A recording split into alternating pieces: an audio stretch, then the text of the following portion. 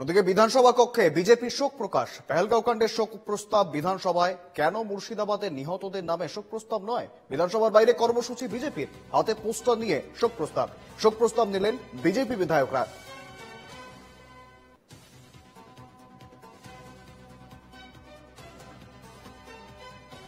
এবার 26-এ ভারতীয় জনতা পার্টির সরকার তৈরি হবে পশ্চিমবঙ্গে, এবং হওয়াটা শুধু পশ্চিমবঙ্গের জন্য নয়, গোটা ভারতবর্ষের জন্য জরুরি। নচেত এই ভারতবর্ষের ডেমোগ্রাফিকে চেঞ্জ করে পশ্চিমবঙ্গের মধ্যে দিয়ে, পশ্চিমবঙ্গ তো যাবে রসাতলে, অলরেডি যেতে শুরু করে দিয়েছে, ভারতবর্ষেও ইসলামিক শাসন প্রতিষ্ঠা করার যে চক্রান্ত চলছে সেটা বন্ধ হবে।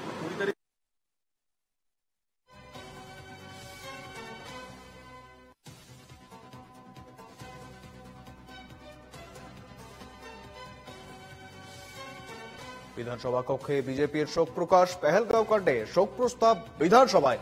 কেন মুর্শিদাবাদের নিহতদের নামে শোক প্রস্তাব নয়? বিধানসভার বাইরে কর্মসূচি বিজেপির, হাতে পোস্টার নিয়ে শোক প্রস্তাব।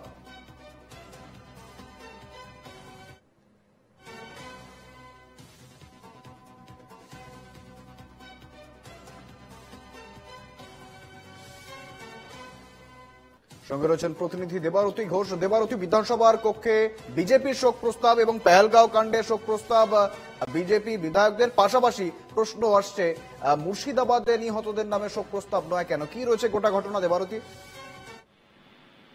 দেখো, বিধানসভায় শুরুর প্রথম দিনে যেহেতু বাদল অধিবেশন শুরু হলো এবং নিয়ম অনুযায়ী বিধানসভার শুরুর দিনে শোক জ্ঞাপন করা হয়, শোক প্রস্তাব। মানে এই যে গত বিধানসভা থেকে এই চলতি বিধানসভার মাঝখানে যারাই মারা গিয়েছেন তাদের নামে শোক প্রস্তাব আনা হয়। সেরকম ভাবেই খুব কাঙ্ক্ষিত ভাবেই পেহেলগাম কাণ্ডতে যারা মারা গিয়েছেন, অর্থাৎ বৈশারণের ঘটনায় যারা প্রাণ হারিয়েছেন জঙ্গি হানার জন্য, তাদের জন্য শোক জ্ঞাপন করা হয় এবং সেই শোক জ্ঞাপন করেন স্পিকার বিমান বন্দ্যোপাধ্যায়।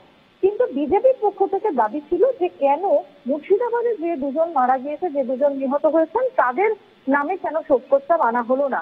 এখনো পর্যন্ত যদিও কোনো সদুত্তর পাওয়া যায়নি যে কেন এইভাবে তাদের নামে শোক প্রস্তাব আনা হলো, তবে বিধানসভার সূত্রে আমরা যেরকমটা জানতে পারছি যে কোনো নির্দিষ্ট ব্যক্তিগত কোনো ব্যক্তির জন্য আলাদা করে কোনো শোক প্রস্তাব হয় না। একটা নেশন যার জন্য জড়িত থাকে বা বিধানসভার সঙ্গে যারা জড়িত বা রাজনৈতিক কর্মকাণ্ডের সঙ্গে যারা দীর্ঘদিন জড়িত, এরকম কেউ মারা গেলে তবেই শোক প্রস্তাব আনা হয়। বিজেপি এর প্রতিবাদের জন্য বিধানসভার কক্ষের বাইরে গিয়ে আম্বেদকর মূর্তির নিচে সেখানে গিয়ে তারা হাতে পোস্টার নিয়ে 1 মিনিট নীরবতা পালন করে। ধন্যবাদ দেবারতী।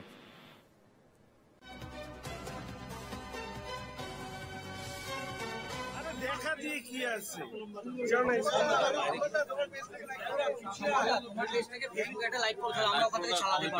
এখানে আবার অনেক বিধিনিষেধ, বুঝতে পারছো।